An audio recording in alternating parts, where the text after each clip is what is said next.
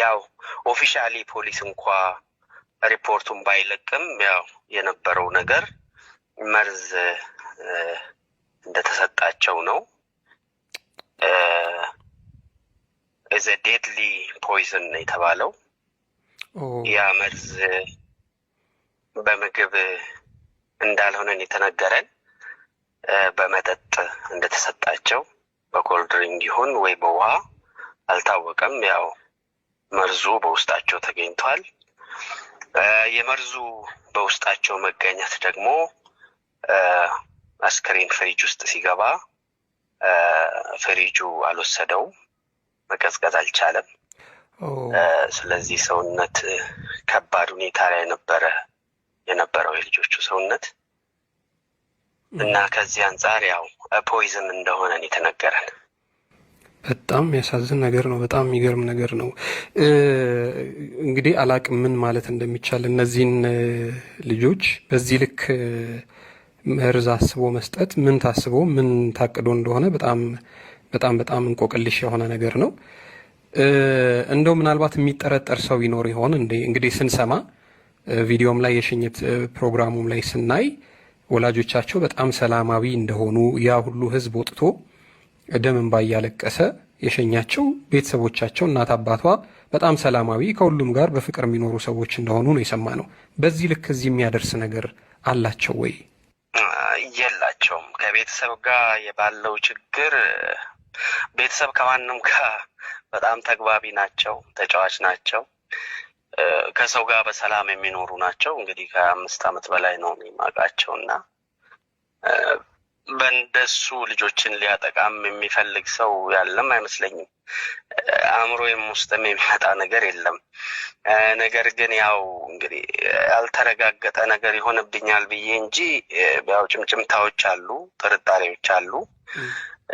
እንግዲህ ያንን ፖሊስ እንግዲህ ካሜራዎችም አሉ፣ ስልኮቻቸውም አሉ። ስልኮቻቸውም እንዳሉ ነው፣ ማንም የነካ የለም። እንትን ላፕቶፖቻቸው አሉ። እንግዲህ ኢንቨስቲጌሽኑ ይቀጥላል ብዬ አምናለሁ። ግን ከዛ በፊት ምናልባትም ገሌ ነው ብሎ ከማለት ብቆጠብ ነው የሚሻለው። ምክንያቱም ለኢንቨስቲጌሽኑ ማያመችም። ስለዚህ ጥርጣሬዎች አሉ፣ እኛ በራሳችን የምንጠረጥረው ጥርጣሬዎች አሉ። ግን አባት በአስቸኳይ እንዲመለስ ነግረነዋል። እሱ ከተመለሰ በኋላ ከኢትዮጵያ ኤምባሲ ጋር በመተባበር ከኢትዮጵያ ኮሚኒቲ ጋር በመተባበር ጉዳዩ ወደፊት ሊሄድ እንደሚችል አምናለሁ። ምክንያቱም አሁን ባለበት ቦታ ላይ ተቀምጦ መቆየት የለበትም። ስለዚህ ኢንቨስቲጌሽኑ ይቀጥላል ብዬ አስባለሁ። እውነት ነው። በእርግጥ አሁን ያልተረጋገጠ ነገር ከሌ ነው ማለት የፖሊስንም የምርመራ ሂደት የሚያዛባም ይሆናል። ምናልባት ደግሞ ተጠርጣሪዎችንም ራሳቸው እንዲደብቁ፣ እንዲሸሹ፣ መረጃ እንዲያጠፉም ሊያደርግ ስለሚችል ያንን ጥንቃቄ መውሰድ ተገቢ ነው ብዬ አስባለሁኝ። አላቅም ምን እንደምል። እጅግ በጣም ልብ የሚሰብር የሽኝት መርሃ ግብር ነበር። እኛ ብዙዎቻችን አይተነዋል። ሀዘናቸው በጣም ከባድ ነበረ። ግን እነሱም ደግሞ አመስግነዋል። እናንተን ኢትዮጵያውያንን፣ ትውልድ ኢትዮጵያውያንን፣ ኤርትራውያንን ሁሉ አበረታችሁን። በተለይ አባትየው የነበረበት ሁኔታ በጣም ልብ የሚሰብር ነበር። እንደው በሕይወት እያሉ የነበራቸው ግንኙነት እንዴት ነበር? አባት እንግዲህ ሲናገርም ሰምተው ከሆነ አላቅም፣ ልጆቹን ደብቆ ነው ያሳደገው። ልጆቹን በጣም ክሎዝ የሆነ ቦንዴጅ ነው ያላቸው። በጣም ይነጋገራሉ፣ በጣም ሚስጥር ያወራሉ። ግን ያው የሞታቸው ሚስጥር ደግሞ ሌላ ሚስጥር ነው የሆነብን እኛም ራሳችን።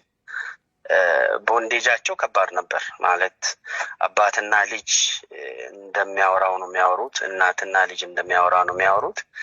በጣም ክሎዝ ነበሩ። ግን አሁን እንግዲህ ጠላት የነሱን ከዚህ አካባቢ መልቀቃቶ መሰለኝ እንግዲህ ወደ ጥቃቱ የገባው። እንግዲህ ብዙ ማለት አልፈለግም በዚህ በኢንቨስቲጌሽናቸውን እንዳላጠፋባቸው።